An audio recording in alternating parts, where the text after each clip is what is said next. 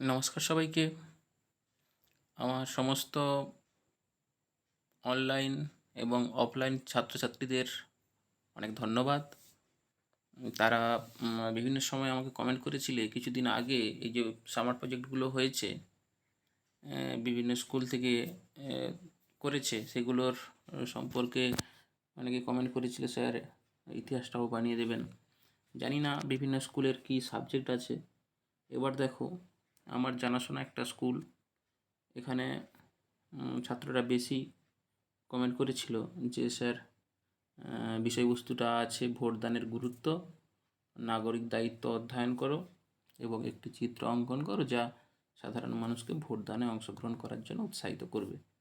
এটা কিন্তু ক্লাস 8-এর একটা সামার প্রজেক্ট ইতিহাসের। এবার দেখো, বিষয়বস্তুটা ছিল এইটা। এবার ভোট কি, ভোট সম্পর্কে তোমাদের লিখতে হবে। এটা ভোট হচ্ছে এমন একটি প্রক্রিয়া যেখানে যোগ্য ব্যক্তিরা একটি নির্বাচনের একটি নির্দিষ্ট প্রার্থী বা বিকল্প সিদ্ধান্তের জন্য তাদের পছন্দ প্রকাশ করে। এটি একটি ইলেকট্রনিক ভোটিং সিস্টেম বা ব্যালট পেপার ভোটিং ব্যবহার করে করা হয়। যে প্রার্থী সর্বাধিক ভোট পান তাকে বিজয়ী ঘোষণা করা হয়। এইভাবে একটা পয়েন্টস করে লিখবে যে ভোট কী। তারপরে জাতি গঠনে ভোটের ভূমিকা কী। এবার দেখো, এখানেও 2 লাইন লেখা আছে, অগ্রগতি ও বৃদ্ধিকে চালিত করার জন্য ক্ষমতা, দৃষ্টি ও এখানে দেখো, উৎসর্গ বানানটা কম্পিউটারে করতে পারিনি। উৎসর্গের সাথে নেতা নির্বাচন করা উপকারী, এইরকমভাবে এটি একটা লিখেছি। তারপর দেখো, এটি গ্যারেন্টি দেয় যে দেশের ভবিষ্যৎ নির্ধারণের দায়িত্ব যোগ্য লোকেদের দেওয়া হয়। এটা কিন্তু আমরা চিন্তাভাবনা করেই কিন্তু ভোটটা দিই।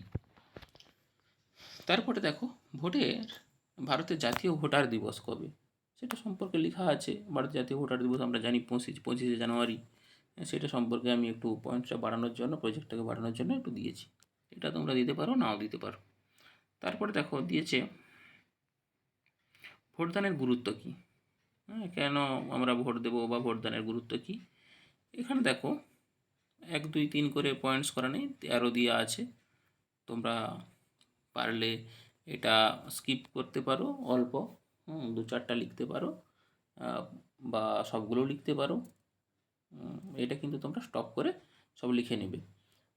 ভোট গণতন্ত্রের মূল ভিত্তি, ভারতের রাজনৈতিক ল্যান্ডস্কেপ গঠনে গুরুত্বপূর্ণ ভূমিকা পালন করে। এটা একটা পয়েন্টস। এটি নাগরিকদের তাদের প্রতিনিধি নির্বাচন করার এবং সিদ্ধান্ত গ্রহণের প্রক্রিয়া অংশগ্রহণের অধিকার প্রয়োগ করতে দেয়। এইগুলো আমাদের ভোটের কিন্তু গুরুত্ব।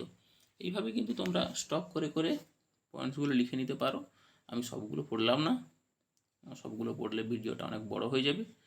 আর তারপরে দেখো, শেষের দিকে আছে ভোট দেওয়া শুধু একটি অধিকার নয়, এটি নাগরিক কর্তব্য বটে এবং এটি প্রয়োগ করে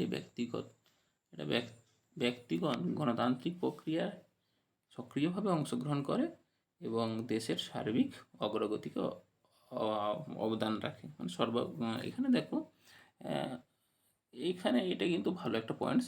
দেশের আমরা কী সার্বিক অগ্রগতিতে আমরা কিন্তু অবদান রাখি ভোট দিয়ে। তারপরে সেটা নেতা বা মন্ত্রীদের কর্তব্য কীভাবে করবে, কিন্তু আমরা এই চিন্তাভাবনা করেই কিন্তু ভোটগুলো দিই। তারপরে দেখো, ভোটদানে নাগরিকদের দায়িত্ব কী। এবার ভোটদান শুধুমাত্র একজন নাগরিকের দায়িত্ব নয়, ভোটারের কর্তব্য বটে। তারপর এর দায়িত্ব ও কর্তব্য পালনের মধ্য দিয়ে একটি দেশের গণতান্ত্রিক অভিযাত্রা এগিয়ে যায়। এইভাবে লিখে কিন্তু ভোটদানের নাগরিকদের দায়িত্ব সম্পর্কে একটু লিখতে হবে। এরপর দেখো, ভোট সাধারণ মানুষকে উৎসাহিত করবে এমন একটি ছবি। ভোটে আমরা সাধারণ মানুষকে উৎসাহিত করব কী করে, আমরা একটা ছবি আঁকলাম যেটা সাধারণ মানুষকে উৎসাহিত করবে। যেমন ধরো এইরকম একটা ছবি আঁকলাম, বা এখন তো বিভিন্ন জায়গায় পেপারে টেপারে বিভিন্ন জায়গায় ভোট হচ্ছে, তার ছবি দিচ্ছে, সেগুলো কিন্তু আমাদেরকে উৎসাহিত করে যে আমরাও তাহলে ভোটটা দিই, সেখানে ভোট হচ্ছে আমরা ভোট দেব। এই যে একটা ছবি, এটা তোমরা আঁকতে পারো হাতে, না হলে কিন্তু পেপার থেকে কালেক্ট করে প্রজেক্টে চিটাতে পারো। আমরা জানি আমরা যখন ছোটোবেলায় পড়াশোনা করি তখন পেপার কাটিং করে আমরা রাখতাম, কিন্তু এখন তো এসব মোবাইলের যুগ এসছে, ছবি স্ক্রিনশট বা বিভিন্ন রকম অনলাইনে পাওয়া যায়। এইরকম করে তোমরা কিন্তু পেপার থেকে কাটিং করে প্রজেক্টে চিটাতে পারো। তারপরে দেখো কৃতজ্ঞতা স্বীকার। এখানে ভোটদানের যে গুরুত্ব এবং নাগরিক দায়িত্ব অধ্যয়ন করো ও একটি চিত্র অঙ্কন করো, এই যে সাবজেক্টের উপর একটা প্রজেক্ট তৈরি করা হয়েছে, এই প্রজেক্টটাতে বিভিন্ন রকম ভাবে শিক্ষক, দাদা দিদি, মা বাবা সবাই সাহায্য করেছে, তাই তোমরা তাদের প্রতি কৃতজ্ঞ থাকবে, এইরকম একটা লিখতে হবে। তারপরে দেখো, তারপরে আমার নাম দেওয়া আছে, আমার ইউটিউব চ্যানেলের এখানে লিঙ্ক দেওয়া আছে, তারপরে আমার ইনস্টা আইডি দেওয়া আছে।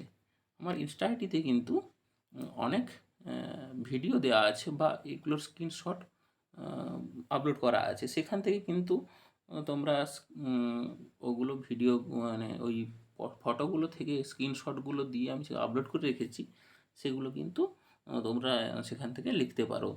তাহলে ইনস্টাটাও ফলো করতে পারো বা ফেসবুকটাও সাবস্ক্রাইব করতে পারো। এভাবে কিন্তু তোমরা প্রজেক্টগুলো করতে পারবে। নমস্কার আবার সবাইকে, ধন্যবাদ।